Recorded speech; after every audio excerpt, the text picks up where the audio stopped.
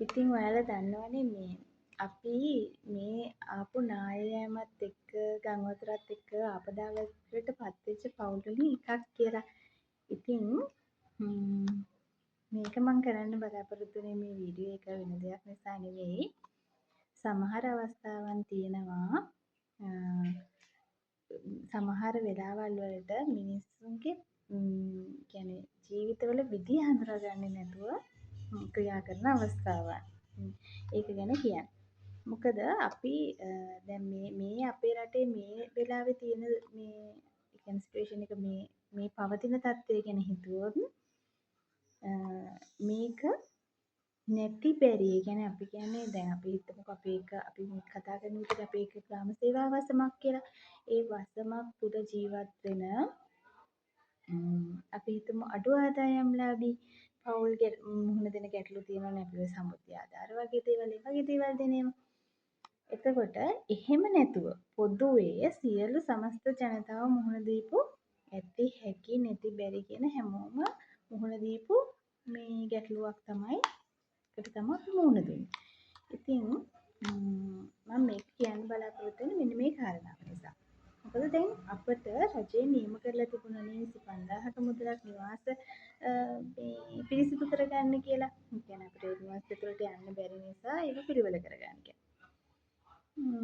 ගොඩක් අය කරේ ඒකට කාලය ගන්න අමාරු නිසා තමන්ගේ අතේ තියෙන මුදලකින් මේ දේවල් කරගෙන ඊට පස්සේ ඒක රජයෙන් ලැබෙන්නේ මේ කියන බලාපොරොත්තු තුළ හිටියා.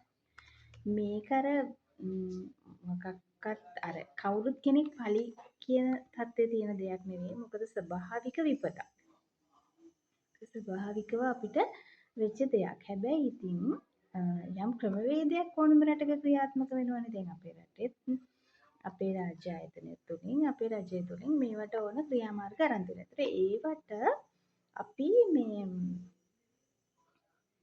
යටත්නේ අනුකූලයිනේ. දැන් අපේ ගෙදරට ඇවිල්ලා අපි දැනුම්දීමක් කරාම අපේ වසම් වල මේ මොකද්ද වෙන්නේ කියලා හිතා ගන්න බැරුව මිනිස්සු ඒවා දේවල් දැනුම් දුන්නාම ග්‍රාම නිලධාරීතුමිය සහ ඒ කියන්නේ ග්‍රාම නිලධාරී කවුරු හරි ඉන්න තුමා හෝ තුමිය හෝ ඇවිල්ලා බලලා ඊට පස්සේ අපිට කියනවනේ මෙන්න මේ ක්‍රමවේදයට ඔයාලා යටත් කියන එක. ඊට පස්සේ දැන් කියන්නේ අපිට අවශ්‍ය විදිහට ඒවා පිළිවෙල කරගන්න දෙන්නේ. මම ඔයාලට කලින් වීඩියෝ වල කිව්වා වගේ ගොඩක් ගැටලු තිබුණා. ඉතින් ඊට පස්සේ අපිට ඒ අතරට ඒ 25000 ලැබුණේ කොහොමද?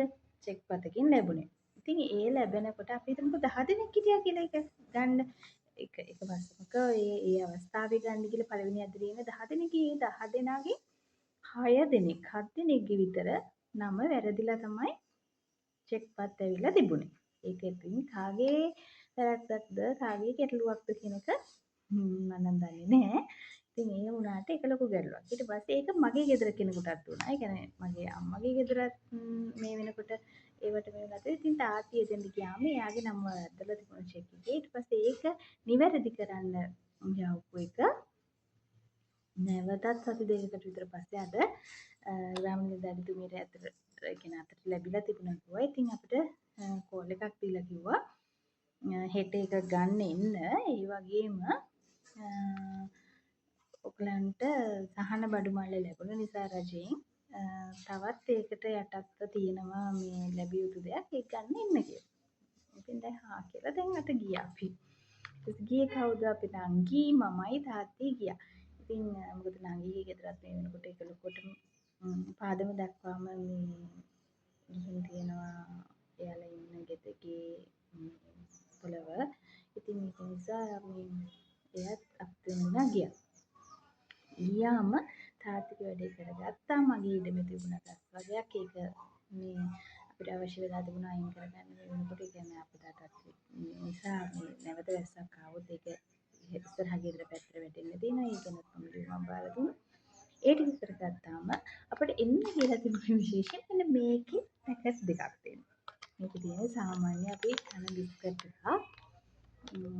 ඒ බිස්කට් එකෙන් පැකට් එකක් හැම කෙනෙකුටම අර සහනාධාර බඩු මල්ල ලැබුණ හැම කෙනෙකුටම මේකෙන් දෙකක් දෙන්න කියලා රජයෙන් එවලා තියෙනවා. ඉතින් ඕගොල්ලෝ හිතන්න දැන් අපේ වස්ත්‍රනේ ටිකක් ලොකු වස්ත්‍රමක් එතුමිය පාලනය කරන්න තියෙනවා. මේක බෑ ගෙවල් වලට ගිහින් මේක බෙදලා එන්න. ඉතින් ටිකක් ලොකුයි අපේ ග්‍රාම සේවා වසම. ඉතින් ඒක නිසා ඉතින් මේ නිසා පණිවිඩයක් දෙනවා ඇති. දැන් මේක දැන් අපි මෙතන ඉඳලා බස් එකේ එතෙන්ට යනවා නම් ගොඩක් බස් අඩුයි ඒ පාරේ. ඒ වුණාට බස් එකේ අපි යනවා නම් ලොකු පවුල් පිටින් ණයමක් සිදු වෙච්ච සරසවිගම ගම්මානේ තමයි ඒක තියෙන්නේ. ඉතින් ඒක එතෙන්ට යන්න බස් අඩුයි. ඉතින් අපි කරන්නේ අපි හිතමුකෝ බස් එකේ ගියා කියලා බස් එකක් තියෙන වෙලාවට ඒතර බස් එක ගියොත් අපි පවුලේ 3 දෙනෙක් ගියානේ අත්‍යවශ්‍ය දෙයකට ඉතින් යන්නේ. අපි නොදැන යන්නේ මොකද්ද කියලා. ඉතින් යනකොට 3 දෙනෙක් ගියත් අපිට රුපියල් 80ක මුදලක් යනවා. මම මේ කතා කරන්නේ යමක් මේ වෙලාවේ VIP පැහැදම් කරගන්න පුළුවන් මට්ටමේ ඉන්න එක නෙමෙයි. දැන් ඇත්තටම මේ 80 අපේ ගෙදර අයට ලොකු ප්‍රශ්නයක් වුණා කියන එක නෙවෙයි කියන්නේ. එහෙමත් වෙන්න පුළුවන් සමහරවිට. ඉතින් හැම වෙලේම අපි ළඟ මුදල් නැති වෙලාවලුත් තියෙනවා.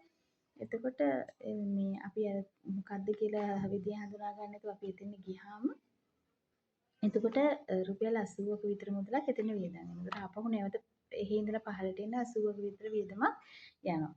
එතකොට ඔයාලා ඒක තීරණය කරගන්න මෙන්න මම මේ කියන්නේ මෙන්න මේක ගැන. එතකොට ඒකට අපි ඒ ගිය ගමන අපරාධ වගේ එකක් එනවා. ඉතින් ඇත්තටම මේ වෙලාවේ හිටියේ අර අඩු ආදායම්ලාභී ඒ කියන්නේ අපි කාර්යාලයේ පිටලා තියෙන වටේ නිවෙස් වල අයට ගොඩක් පහසුවක් ඒක. ඒගොල්ලන්ට ගියා. මේක අර අපේ වසම ලොකුයිනේ අපි ඈත ඉඳලා ඒත් වසම ළඟට යන අයට මේක හරි පාඩුවක්. ඒගොල්ලෝ බස් වලට මේක දීලා බබාලා ගෙදර දාලා සමහර අය ඉතින් එයාලට හිතටත් ඒක ඒ වෙලාවේ හරිනේ. ඒගොල්ලන් සමහර අය නම් ඒ වෙලාවේ මේක අරගෙන ලියලා සබ්සිඩි මේක අරගෙන නමුත් මේක තව කවුරු හරි ඒ කියන්නේ මේක ලබා ගන්න බැරි විදිහේ පවුල් ඇත්තටම එනවනේ එතනට එනවා. අපේ ගොඩක් දමිළ ජනතාව ජීවත් වෙන ප්‍රදේශයක් මේක කියන්නේ ඒ වසම මේ ග්‍රාම නිලධාරී කාර්යාලය පිටලා තියෙන හරිය. එතකොට ඒ අයට හරිය නැති බැරි අයට මේක දෙන්න කියලා මේ වෙලාව පරිත්‍යාග කළා. මම මේ දෙක අරන් ආවා. මොකද මට මේ වීඩියෝ එක කරන උමනාවක් ඒ වෙලාවේ ඇති වුණා. ඒ වගේම මේ විශේෂයෙන් අපේ ගෙවල් වල දරුවෝ ඉන්නවනේ. ඉතින් ඒගොල්ලෝ